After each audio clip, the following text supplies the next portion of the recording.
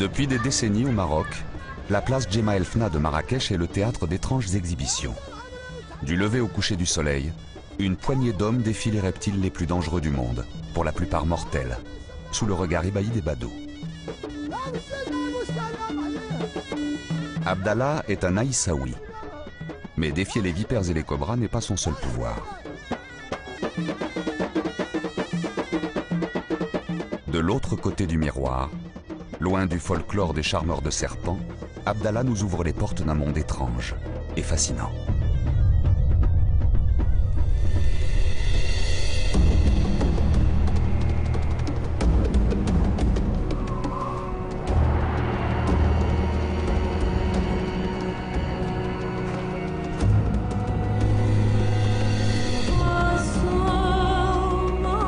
Il est un monde au-delà du monde.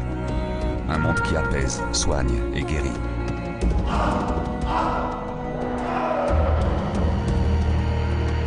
Un monde mystérieux, troublant, effrayant. Un monde qui interroge.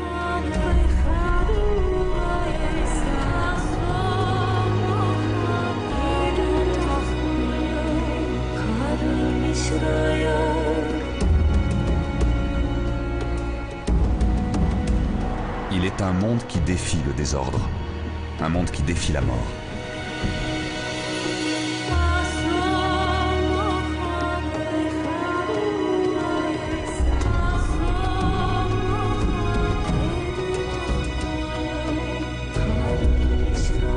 Un monde qui convoque et juge les esprits. Un monde où l'invisible devient visible.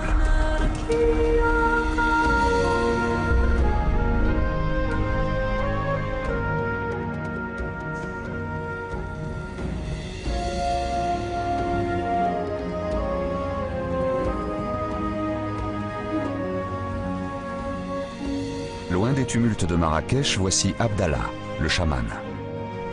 Ses pouvoirs sont connus de tous. Même s'il n'est pas un descendant du prophète, on l'appelle le shérif, car Abdallah a la baraka, son souffle soigne et guérit. Fatima, que la paix soit avec toi. Tout le monde va bien? De quoi souffres-tu? J'ai mal au foie et aux poumons. Au nom de tous les saints, nous te demandons de l'assister. Au nom de Dieu, c'est sur toi que nous comptons. C'est toi le miséricordieux. Au nom de Dieu, au nom de Dieu, au nom de Dieu. Montre ta langue. Sors bien ta langue. Tu vas brûler ces encens pendant 3 jours. Celui-là le premier jour, celui-là le deuxième jour, le troisième tu le brûles avec ce talisman. Et pendant 3 jours, tu mets celui-là sous ton oreiller. Celui-là après le 3e jour, c'est bien compris? Et invoque Dieu pour vaincre ton mal. Celui qui en une nuit te transporte d'un état à un autre, c'est lui, Dieu, aux pouvoirs immenses. Que Dieu t'amène la guérison.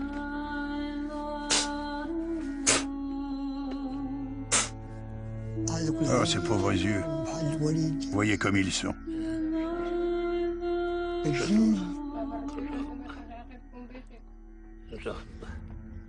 Oh mon Dieu. Oh mon Dieu, agis par-delà l'invisible. Oh maître des domaines sacrés. Oh toi qui nous vois souffrir. Oh Dieu, dissipe le mal en un instant. Oh mon Dieu, soulage-le. Oh mon Dieu, guéris-le.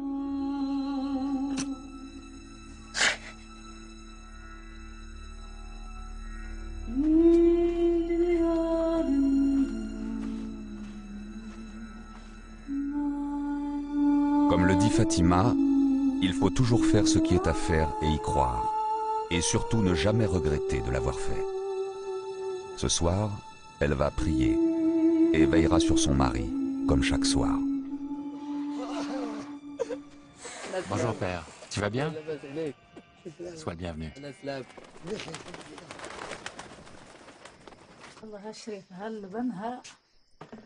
Femmes, enfants et petits-enfants, tous se réunissent autour d'Abdallah lorsqu'enfin il rentre chez lui.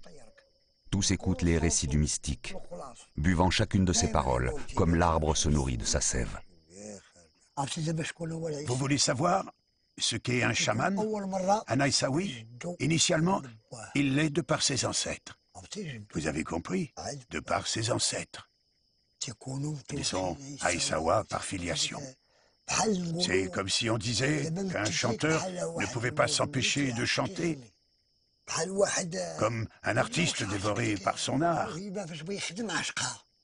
On peut dire que c'est un don de Dieu que d'être Aïssaoui. Combien de femmes viennent consulter les Aïssaouis alors qu'elles n'arrivent pas à avoir des enfants? C'est important, les enfants.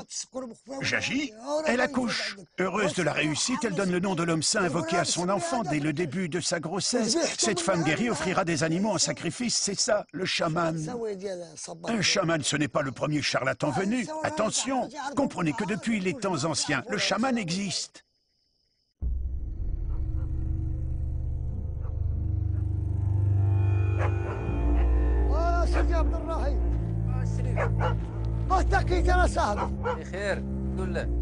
Une mue de cobra trouvée près d'une maison, signe qu'un dangereux serpent rôde alentour. L'animal reste invisible, et pourtant il est là, quelque part. Terrorisés, les villageois ont appelé Abdallah au secours, comme toujours.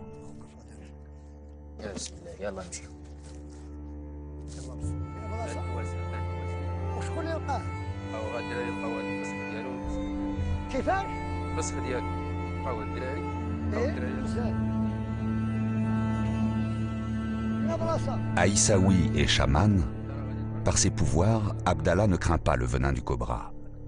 Encore faut-il le débusquer et le capturer.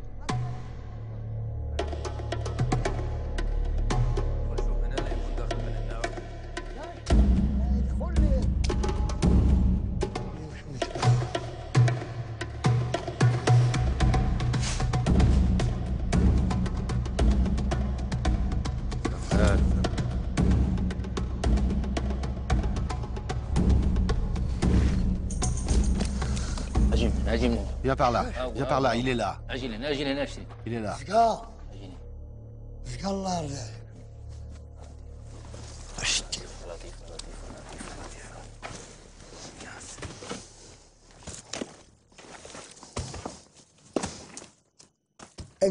Je t'avais pas dit que c'était un cobra? C'est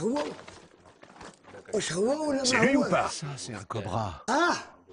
Un cobra. Ni les enfants ni les vaches ne lui survivraient. Oh, ذاك عيره. وش هو ولا ما هو؟ اي على بابك شوف ومشي. هاي قال يمك زي ما سخيت. هلا هلا عيني هلا.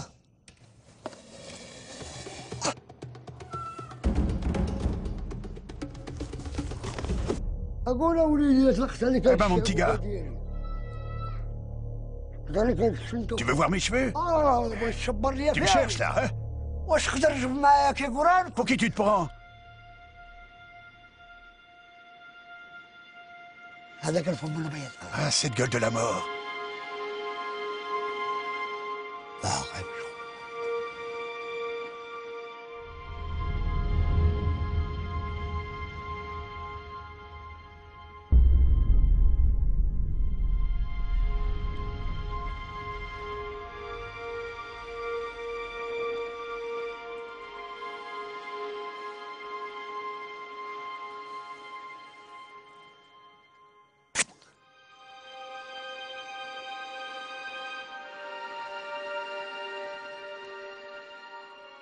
Prisonnier et soumis, le cobra rejoindra bientôt Marrakech et les charmeurs de serpents.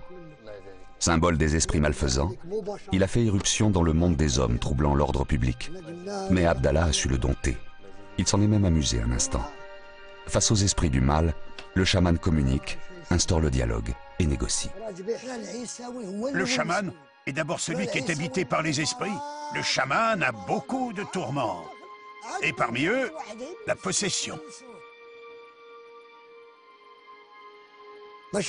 Comprenez que celui qui voyage dans le monde des morts et qui est capable d'en revenir, c'est lui le chaman.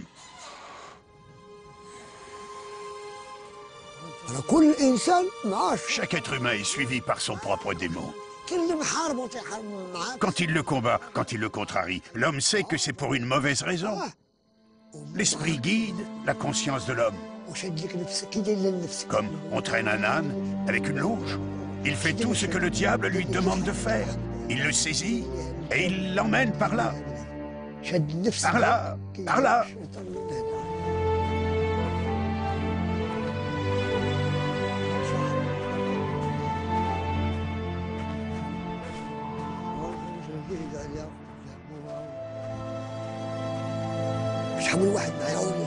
Comprenez bien, celui qui est possédé par le démon perd son libre arbitre. Et ce sont les démons qui agissent à sa place. Il se croit libre, mais le possédé est en fait un esclave.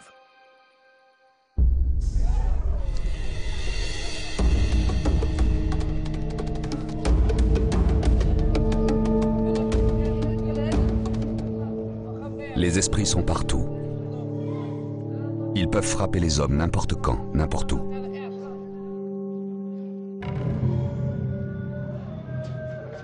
Au Maroc, certains font appel aux chamans, d'autres s'en remettent au pouvoir thérapeutique des saints. Autour de leurs tombeaux ont été édifiés les zaouïas. Depuis le XIe siècle, des dizaines de monastères islamiques, comme celui de Bouya Omar, constellent la plaine de Marrakech. La zaouïa est complémentaire aux fonctions et missions de la mosquée. C'est aussi le lieu d'une éducation spirituelle. Elle a une fonction éducative et didactique car elle diffuse le savoir. D'ailleurs, de nombreux savants ont été formés dans les zaouïas, dont de très célèbres, connus de tous. Il y a des savants sortis des zaouïas et qui ont contribué à d'autres sciences, comme le droit religieux, l'astronomie, les mathématiques et bien plus encore.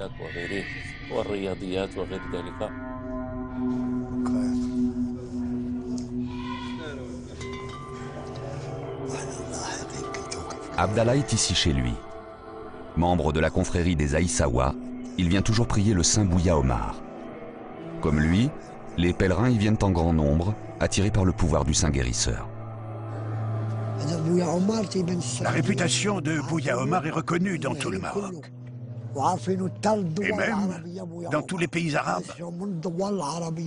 On vient de Tunisie, d'Égypte, d'Arabie Saoudite. Les gens constatent son pouvoir de guérison et voient ce qu'il y a de secret dans Bouya Omar. Ils arrivent à la conclusion que ces pouvoirs sont vrais et réels et régulièrement des preuves sont données.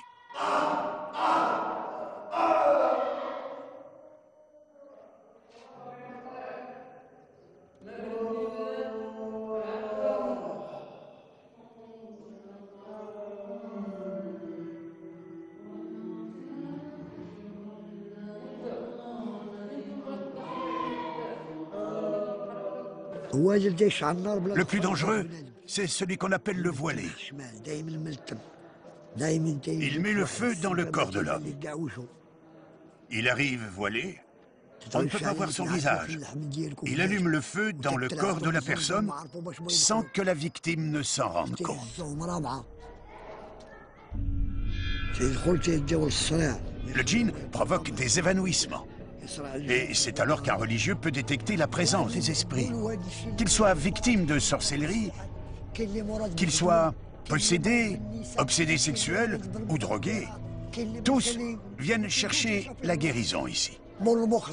Concernant les drogués, si Dieu le veut, ils arrivent ici et repartent guéris.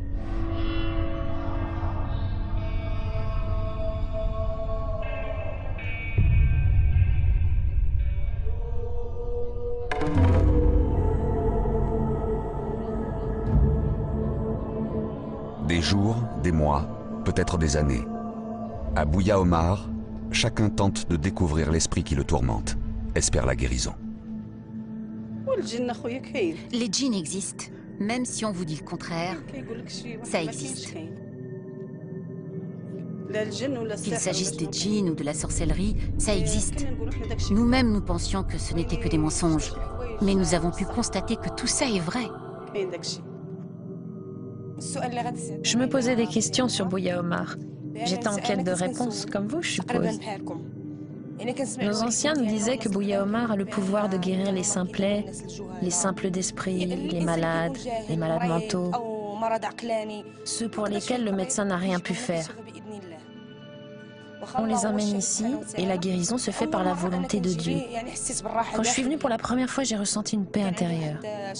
Car j'étais comme sous pression, j'avais des problèmes. Maintenant, je me sens mieux, grâce à Dieu.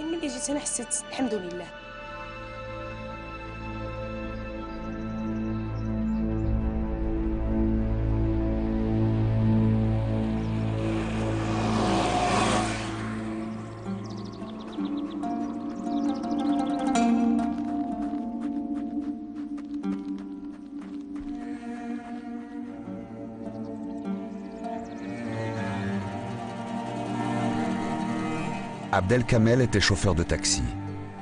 Aujourd'hui, c'est un homme meurtri, terrassé par un mal invisible qui le ronge depuis plus de 30 ans. Seul, immensément seul, face à sa maladie.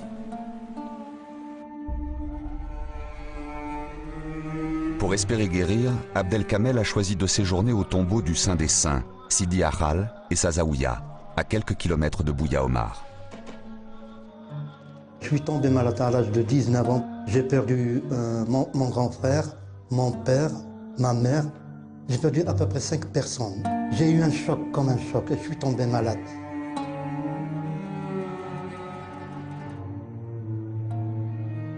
J'ai visité pas mal de médecins. Ils m'ont donné des médicaments, mais ça n'a pas marché. Ça m'a plutôt enragé.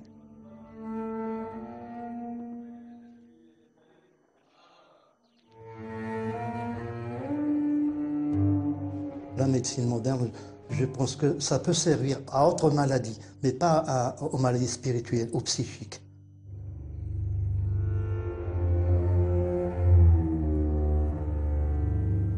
Parfois, je commets des choses anormales. Parfois, je me sens anormal. Parfois, je me sens possédé par un autre être étrange.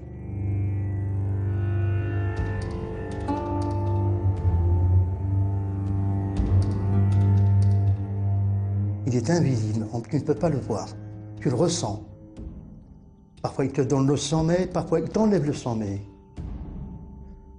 Et tu implores la Providence qu'elle t'aide à se débarrasser de ce démon.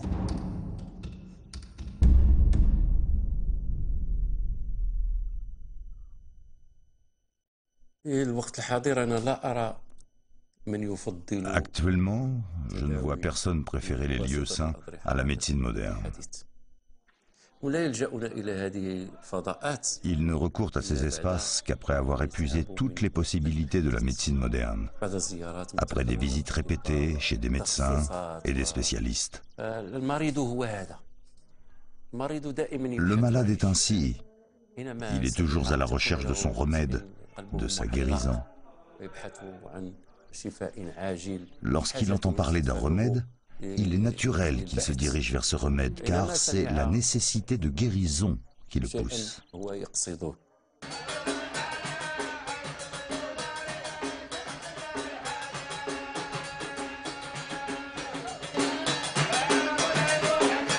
Chaque jour, des pèlerins venus d'Afrique, d'Europe et même d'Amérique arrivent à Sidi Ahral. On offre en sacrifice un coq, un mouton, une chèvre selon ses moyens. Et l'on prie de longues heures autour du tombeau du saint. Sidi Ahral vécut au XVIe siècle. On rapporte que ses pouvoirs étaient immenses. Tantôt homme, tantôt animal. Il enfreignait toutes les règles, franchissait toutes les frontières. Parmi les grandes barakas qu'il avait comme don de Dieu, il y a celle de combattre le mal des djinns, avec une pratique religieuse, celle d'exorciser par la lecture du Coran. Bien que le saint soit mort, les malades qui se sentent possédés viennent prendre la baraka qui émane encore de sa sainteté et dont ses descendants ont hérité.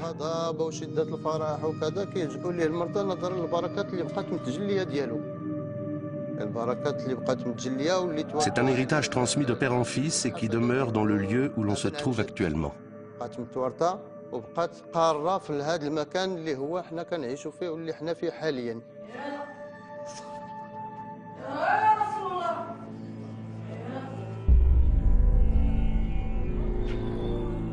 Abdallah le chaman a puisé sa baraka dans l'initiation et l'errance. Hadj Abdelmoula, quant à lui, en a tout naturellement hérité. Il est un descendant direct du saint Sidi Harral, un héritier par le sang.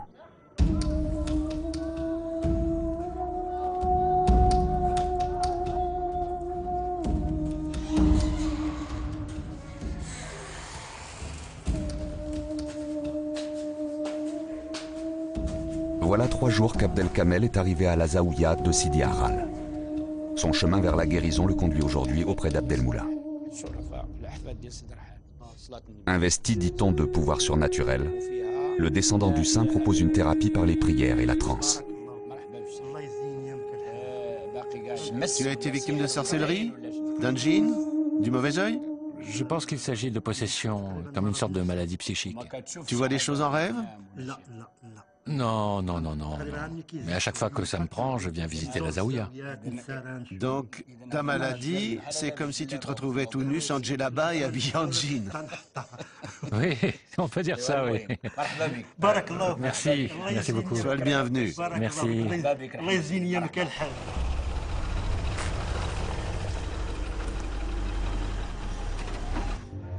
Comme tant d'autres, Abdelkamel poursuit son pèlerinage thérapeutique depuis de longues années. Bouatlaoui, Bouya Omar, Sidi Harral, autant de lieux saints à la recherche de la réponse divine et de la délivrance. J'ai visité pas mal de zaouïas de saints, mais à chaque endroit, on me dit c'est pas ici votre jugement. Vous devez aller ailleurs. Mais je cherche. Où est le tribunal qui va juger pour me faire débarrasser de ce démon?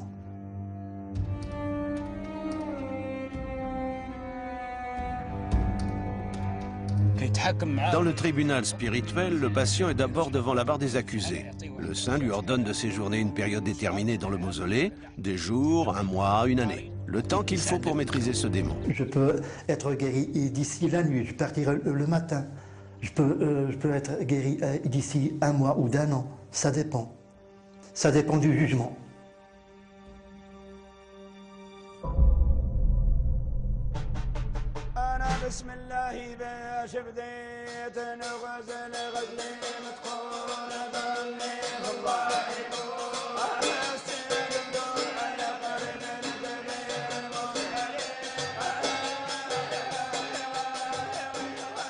Sidi Harral est un lieu de prière et de recueillement. C'est aussi un lieu où l'on organise de véritables cures chamaniques. Les malades qui le souhaitent peuvent s'y rendre librement. Chacun espère la rémission, prie pour sa guérison, tente par tous les moyens de se rapprocher du divin.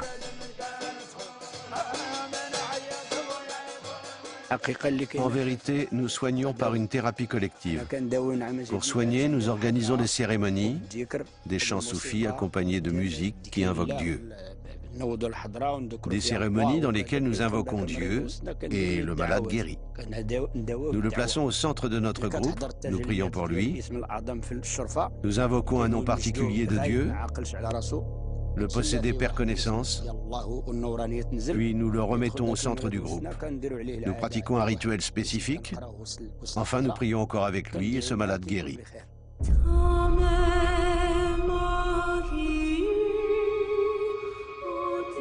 Sous cette djellaba rayée se cache Brahim. C'est ainsi que nous appellerons ce jeune homme de 25 ans, pharmacien et père de 2 petits-enfants.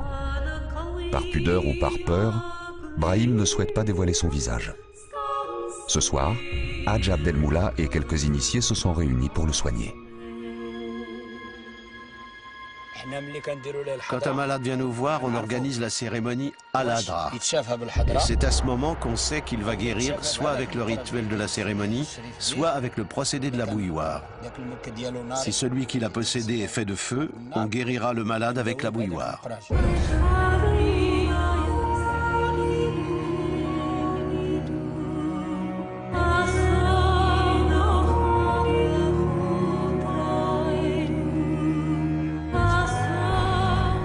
l'extase, affranchis de la peur et de la douleur, certains initiés seront capables de boire l'eau de la bouilloire, une eau en ébullition, une eau brûlante.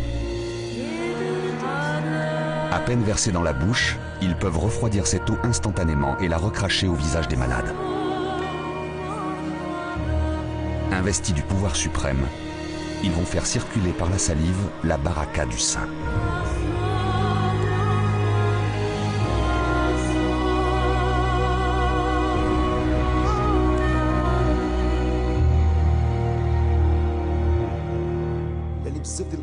La maladie provoquée par des djinns est la seule maladie incompréhensible.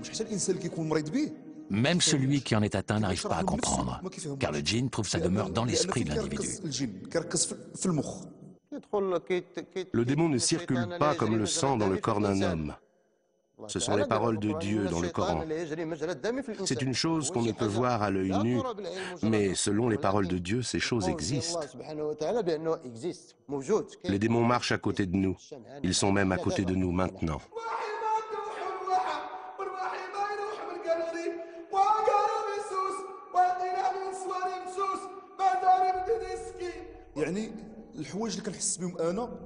Moi, ce que je ressens, c'est l'état de quelqu'un qui est possédé, comme si j'étais enfermé dans une bouteille.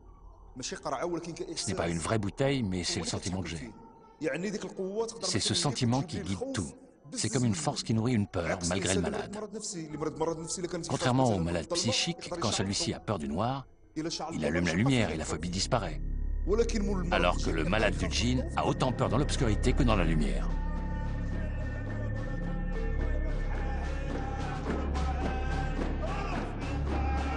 La hadra, c'est surtout l'expression de ce qu'on appelle le dhikr. Maintes fois répété, le nom d'Allah le Tout-Puissant se transforme peu à peu en râle profond et saccadé.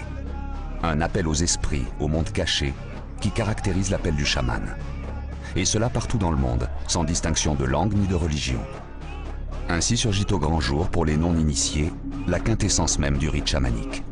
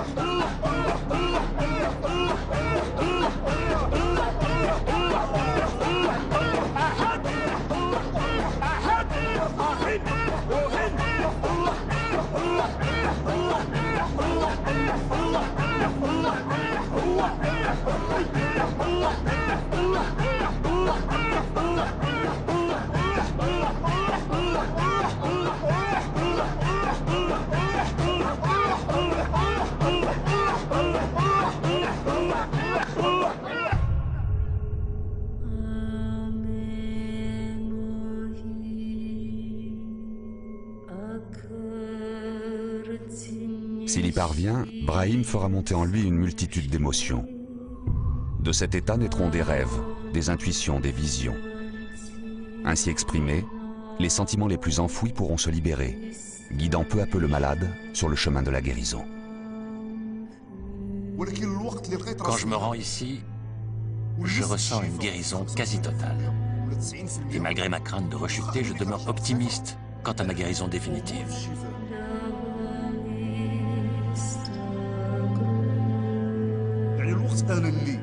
Ici, je me suis senti sous la protection de l'homme saint, sous la protection de ses descendants, sous la protection aussi d'autres personnes qui ont guéri. J'ai aussi vu des gens qui étaient dans un état bien pire que le mien, et je me suis adapté à mon état. Alors je me suis renforcé et j'ai pris conscience de qui j'étais. J'ai compris que mon destin est comparable au destin de ceux qui m'entourent. Comme eux, je peux être amené à guérir et partir d'ici, car un jour Dieu peut donner la guérison.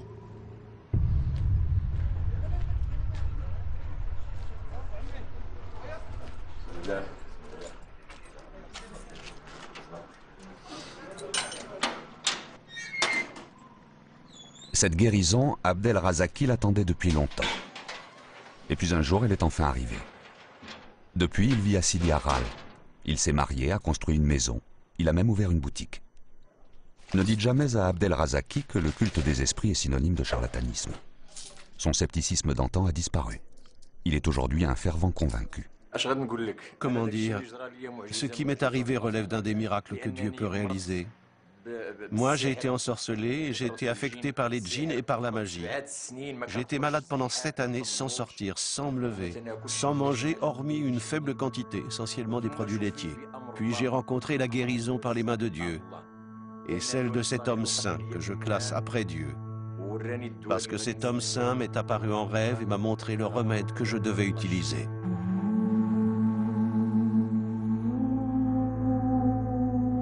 Mais Abdel Razaki ne fut pas le seul à être touché par la grâce du saint.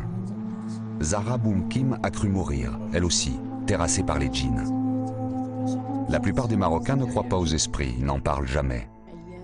Mais lorsque la maladie apparaît, lorsqu'il faut la combattre, derrière la souffrance se dessine un visage, un corps, un nom.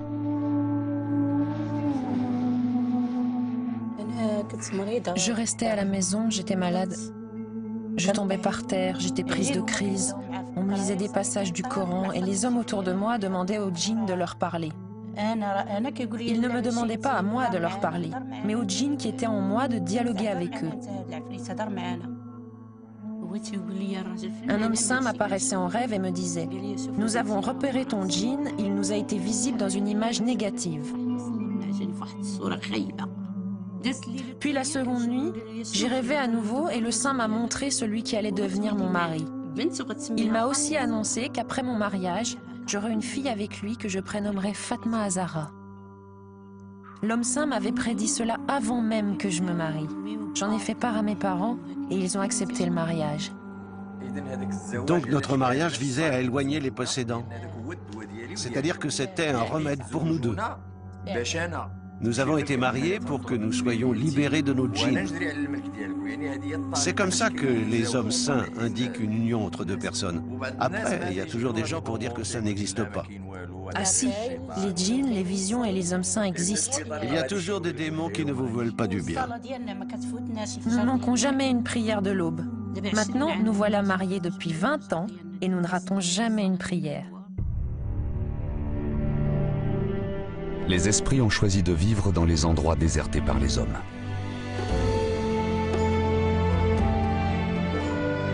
Au Maroc, comme ailleurs, comme au temps des chasseurs-cueilleurs, le chaman vagabond continue d'explorer le monde. Un monde qui semble figé pour l'éternité, mais dont il faut se méfier.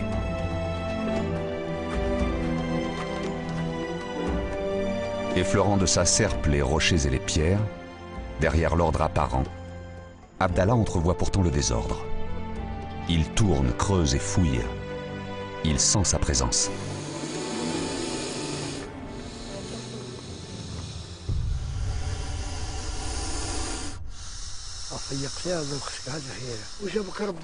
Métaphore de l'esprit, la vipère heurtante est là, prête à jaillir, à cracher son venin mortel.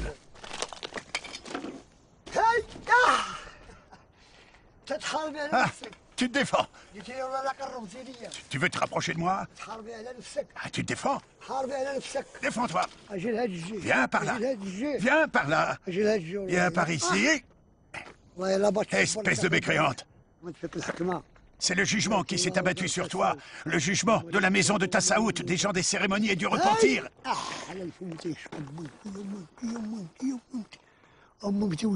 Tu as une drôle de tête. Oh, combien les jugements de Dieu et de mon ancêtre Bouharal se sont abattus sur toi. Je jure par Dieu Tout-Puissant que celle-ci a dû en tuer des vaches et des brebis. Que Dieu soit béni car il t'a amené à moi.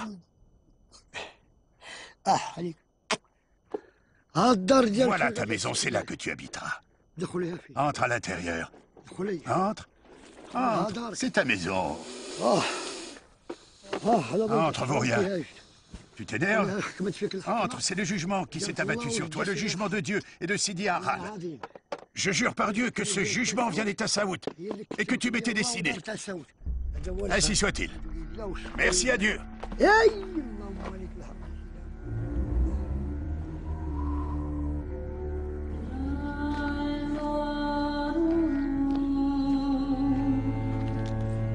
Abdallah le chaman dialogue avec les esprits, puisant toutes les ressources au plus profond de son inconscient. Car de cet inconscient naissent des messages, dit-il, des appels qu'il faut entendre et auxquels il doit répondre.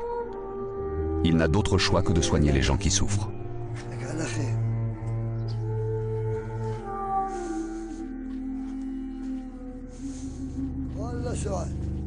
Ce soir, au bout du chemin, il retrouve la maison de Saïda. Abdallah connaît Saïda depuis longtemps, depuis le jour où retentirent ses premiers cris de détresse. La première fois que je me suis sentie possédée, je vivais sur un chantier, près d'une mare. C'était la veille de l'Aïd. J'avais juste un matelas avec moi. Je suis entrée dans la mare sans savoir ce que je faisais. Je ne croyais pas aux djinns lorsque j'étais jeune. Je suis tombée dans cette mare et pendant 22 jours, j'ai été malade. J'attrapais ma main comme ça et je l'arrachais avec mes dents. J'ai encore des traces là. Regardez. Voilà. Lorsque je me blesse là et que je bois mon sang, je me réveille d'un coup et je reprends connaissance. Les gens d'ici aiment Saïda, car son parcours est exemplaire. Malade depuis l'enfance, d'union forcée en mariage raté, la vie ne l'a pas épargnée. Des séjours prolongés à Bouya Omar ont fini par lui révéler l'identité des esprits qu'elle porte en elle. Selon l'apparence qu'il prend, je le reconnais. Quand il m'apparaît sous la forme d'un homme, je le vois parfois se battre avec un autre homme. Parfois, il me demande de lui faire des sacrifices. Parfois, il me frappe. Au début, c'était toujours lui qui me possédait et il réclamait tout le temps du sang. Donc moi, j'avais toujours soif de sang.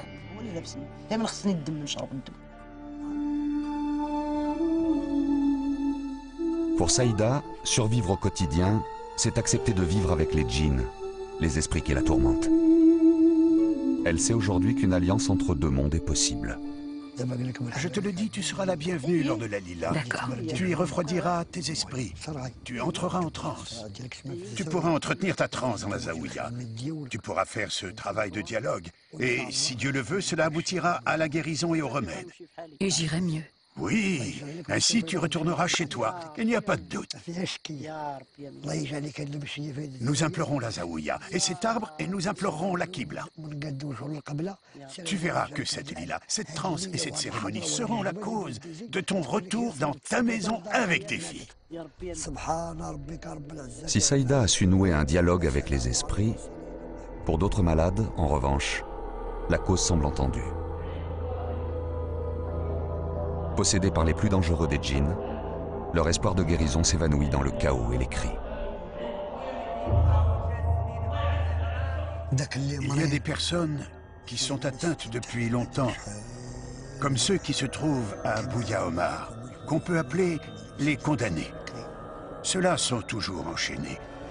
Si, par hasard, l'un d'eux se détache, il tuera, c'est certain, et c'est connu partout. Il faut s'attendre au pire. Il faut plusieurs personnes pour le maîtriser. Pire encore, il aura tendance à se faire du mal.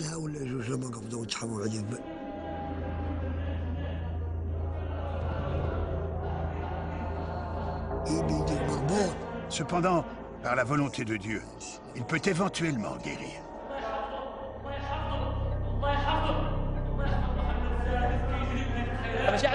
Écoutez, c'est pas moi, Abdelkarim, qui parle maintenant, c'est pas moi.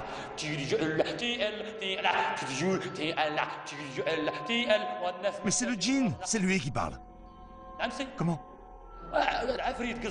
Oui, c'est le méchant djinn, le boucher le plus dangereux. Il a possédé Abdelkarim depuis l'âge de 15 ans, alors qu'il lisait le Coran. Il y a maintenant 36 ans et 8 mois que ce djinn le torture. J'ai tellement dépensé d'argent pour me soigner. Et personne ne peut m'aider, personne, sauf Dieu Tout-Puissant. Que dire de ces malades mentaux et de leurs conditions de vie? Le constat semble effrayant. Ici comme ailleurs, on ne sait toujours pas traiter efficacement ce qu'on nomme pudiquement la folie.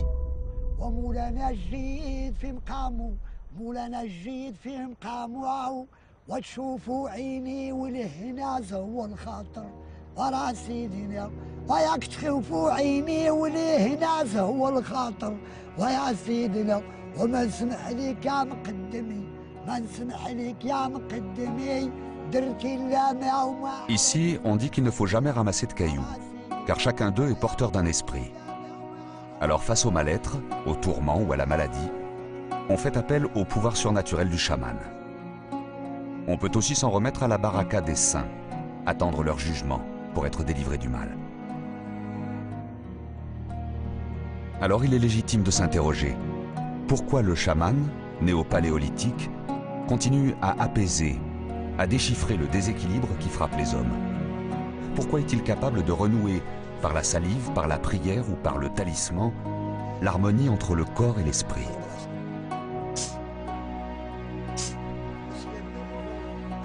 Le chamanisme occupe très certainement des fonctions que les grandes religions monothéistes ne parviennent pas à satisfaire. Ces religions ont su introduire l'ordre, conviant les hommes à s'en remettre aux mains d'une volonté divine, un Dieu parfois lointain et en tout point transcendant.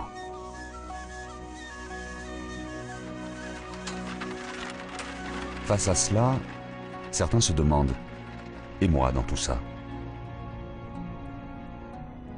Dans ce cas, les consciences inquiètes se tournent naturellement vers le chaman et sa maîtrise du désordre.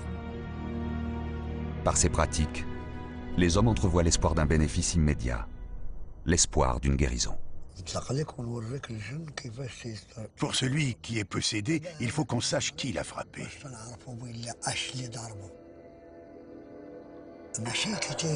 On l'emmène chez nous, à l'endroit où l'on prépare notre rassemblement. Par exemple, notre rassemblement est organisé chez un malade. Cette nuit, on saura qui a frappé le possédé. Et qui nous montrera ce djinn? C'est la flûte.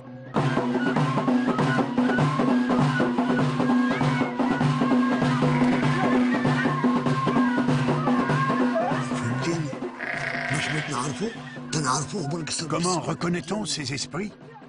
On reconnaît chacun par sa spécificité. Et tous les sacrifices qui sont présentés sont en leur honneur.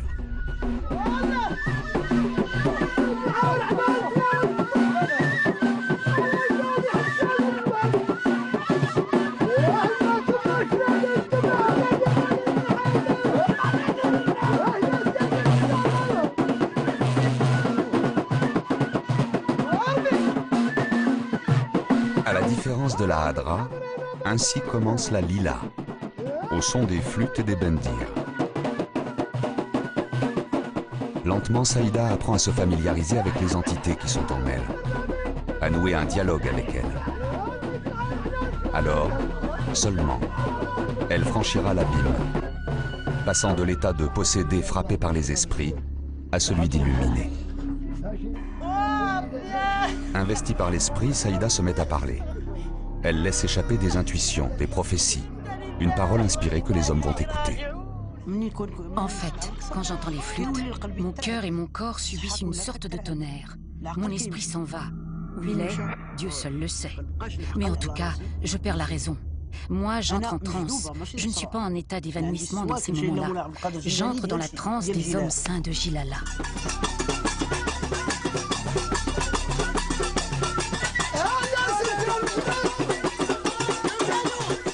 Abdallah, comme tous les chamans au Maroc, est un fakir. Ce soir, démonstration sera faite, car les pouvoirs du chaman sont immenses. Face au renoncement, à la vie d'errance, le corps ne peut être une entrave. Mieux encore, dans un état d'extase, le chaman ne craint ni le fer ni le verre. Un voyage au-delà des frontières de la douleur et du mal.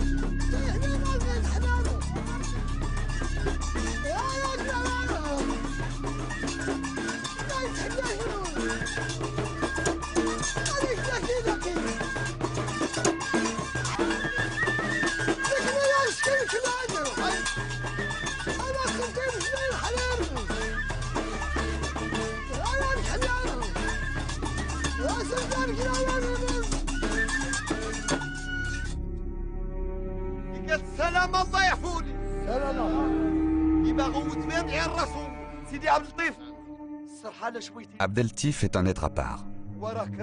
Ancien pensionnaire de la Zaouïa de Bouya Omar, Abdeltif est aujourd'hui guérisseur. Frappé lui aussi par des esprits, il a su les dompter pour s'en faire des alliés au service des possédés.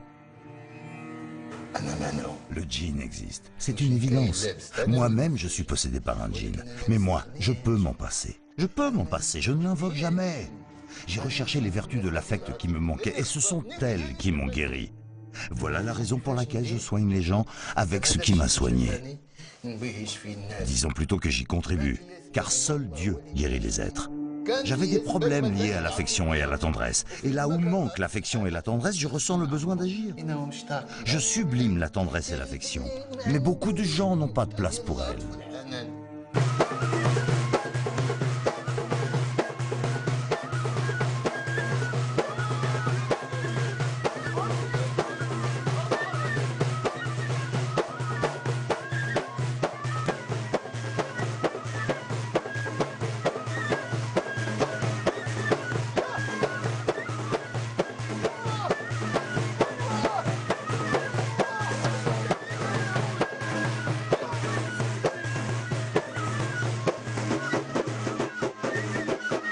Abdeltif nous démontre par la transe que dans le chamanisme, aucune rémission définitive n'est possible. Les génies sont des créatures ambivalentes et versatiles, parfois bonnes, parfois mauvaises. En d'autres termes, un unique et même esprit peut tout à la fois provoquer la maladie ou guérir. Dieu nous préserve du feu, Dieu nous préserve du fer. Car quand on est en transe ou quand on fait du chamanisme, on doit invoquer Dieu en disant « Dieu préserve-moi, Dieu préserve-moi ». Dieu préserve-moi, Dieu préserve-moi. Ceci pour que les gens qui t'observent dans ta transe partagent et apprécient tes efforts.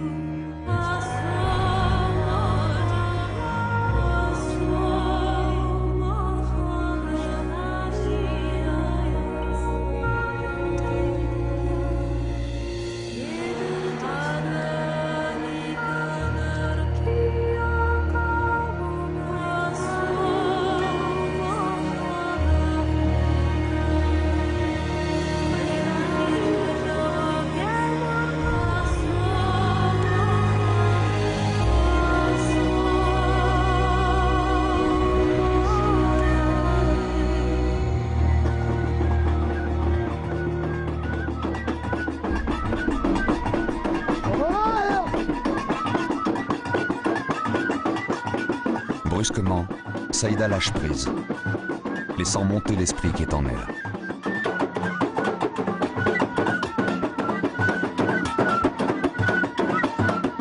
Jour après jour, année après année, elle a su le dompter, lui permettant de temps à autre de s'exprimer.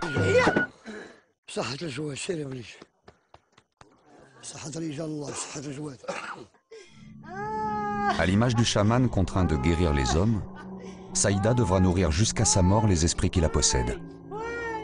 Tel est le prix qu'elle devra payer pour retrouver la sérénité et l'apaisement. Venez à nous, hommes de Dieu. Venez à nous, hommes saints. Au nom du Coran, de la Torah et des évangiles. Il sait tout de chacun d'entre nous. Il est omnipotent.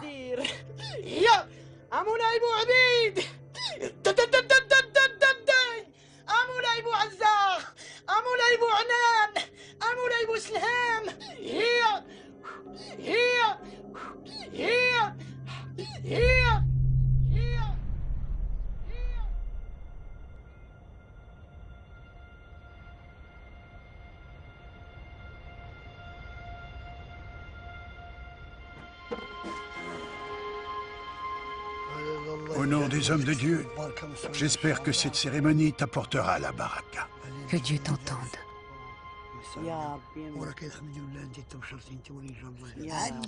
Vous me demandez comment le chaman connaît les djinns? Osez le devenir ou simplement y penser, ce n'est pas donné à n'importe qui. Il faut être un fou pour tenter de devenir un chaman. Demandez à quelqu'un d'essayer, il vous dira non, non. Demandez-lui de toucher ce serpent. Il ne le pourra jamais.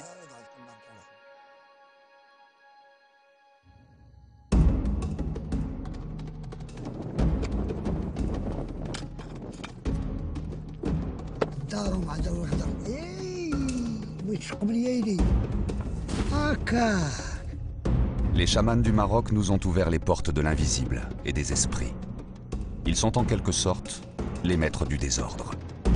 Ni la médecine moderne ni le rationalisme ne parviennent à l'expliquer. Le chamanisme serait l'unique manière d'appréhender l'imprévu, l'aléatoire qui nous hante depuis la nuit des temps et continue à faire vaciller la raison de l'Occident entre l'acceptation et le déni.